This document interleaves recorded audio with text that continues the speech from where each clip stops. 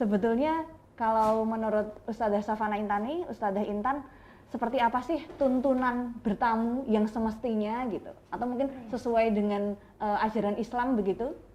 Ustadzah Intan. Terima kasih. Jadi kalau kita lihat dari sejarah Islam gitu ya, bahkan mungkin dari nenek moyang kita zaman dulu ya, bahwa tradisi silaturahim, tradisi berkunjung itu sangat penting gitu ya. Karena dia tidak hanya terkait dengan masalah interaksi sosial, tetapi di dalam tradisi silaturahim bertamu ini terjadi beberapa interaksi tadi yang sebagaimana dikatakan Pak Asep, itu akan selain mempererat interaksi sosial kita, juga di dalamnya bermuatan keilmuan gitu ya. Jadi kalau kita baca sejarah misalkan para perawi hadis itu ya, mereka mengumpulkan hadis dengan cara sering berkunjung kepada orang-orang yang pakar di bidangnya gitu ya. Sebagaimana Imam Bukhari, beliau itu sering melakukan perjalanan jauh yang jaraknya itu beratus kilometer gitu ya. Dan itu ditempuh dengan perkembangan teknologi transportasi saat itu gitu ya. Dimana tidak sebagaimana sekarang kita dengan mudahnya untuk berpindah tempat dengan sangat cepat ya. Waktu itu paling mungkin naik onta gitu ya, atau naik keledai, atau mungkin ya yang paling berat ya ada jalan kaki, itu tetap dilakukan gitu ya, demi untuk bisa mengembangkan kemampuan berpikir, kemampuan keilmuan kita gitu. Nah, jadi yang namanya bertamu itu, tradisi silaturahim atau bertamu itu sangat bermanfaat gitu. Tadi juga disebutkan tidak hanya dalam tradisi keilmuan gitu, tadi dalam tradisi misalkan di bidang ekonomi gitu. Kalau hadis Rasulullah tadi kan silaturahim itu bisa memperpanjang umur, juga memperluas rezeki. Karena itu bila ada tamu maka kita harus sambut dengan baik, dengan antusias, sebagaimana tadi yang dikutip sama saudara moderator. Jadi mangkana yu'minu billahi wal yaumil akhir falyukrim dhaifahu gitu ya. Barang siapa beriman kepada Allah dan hari akhir, maka muliakanlah tamu gitu. Nah, memuliakan tamu ini termasuk salah satu tanda seorang yang beriman. Jadi kalau dia mendapatkan tamu tidak memuliakan, maka bisa dikatakan sebaliknya gitu ya. Jadi marilah kita berusaha untuk menjadi orang yang benar-benar mukmin sejati dengan cara memuliakan tamu ketika kita kedatangan tamu. Yang pertama, ketika ada tamu kita sambut dengan salam, mendoakan gitu ya. Jadi ya orang dari jauh gitu ya, ketika mengetuk pintu kita, masa kita sambut dengan muka yang masam gitu ya. Secara otomatis akan tadi yang semangat untuk bertemu, semangat untuk mencari ilmu gitu, ketika melihat senyum kecut tuan rumah tentunya akan membunuh semangat yang tadi sudah dipupuk sedemikian besar dari perjalanan gitu.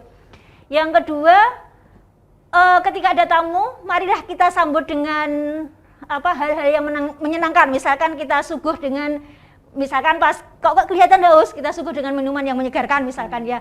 Kok kelihatan kedinginan, kita suguh dengan minuman yang hangat gitu. Jadi menyesuaikan dengan kondisi agar tamu itu benar-benar nyaman di rumah kita. Kenapa kita perlu menyambut tamu itu dengan baik? Selain tadi sebagai pertanda bukti kita sebagai orang beriman kepada Allah maupun pada hari akhir, ada sebuah hadis yang bisa kita kutip dari riwayat Dailami. Rasulullah itu ngendikan begini, ketika tamu itu datang ke rumah kita, dia akan mendatangkan rahmat dari Allah dan barokah dari Allah. Dan ketika tamu itu menikmati makanan yang kita hidangkan, maka pahalanya sebanding dengan pahala kita beribadah haji atau umroh gitu ya.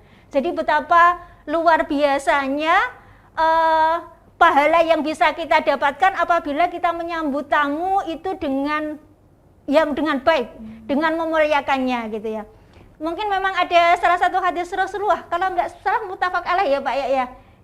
Jadi kalau ada tamu kita memang berkewajiban menyambutnya itu ya selama 3 hari gitu ya. Dan selebihnya gitu ya, bukan berarti kita selebihnya kemudian tidak memuliakannya gitu ya, tetapi kita berusaha untuk tetap menyambutnya, meskipun itu tidak wajib, tapi itu tetap merupakan sodakoh gitu ya, sodakoh kita. Jadi marilah kita untuk berusaha sedapat mungkin menyambut tamu kita dengan hal yang membuat tamu kita nyaman, membuat tamu kita merasa dihargai kedatangannya gitu ya. Dan apa yang kita lakukan sesuai dengan kemampuan kita, tidak usah kita paksakan gitu ya. Kita berusaha memuliakannya, tetapi kita juga tetap mempertimbangkan apa yang mampu kita lakukan ya. Nah, dan selebihnya insya Allah kita akan bisa menyesuaikan. Dan kalaupun misalkan kita merasa agak keberatan gitu, kita kan bisa minta tolong kepada tetangga atau yang lainnya gitu ya.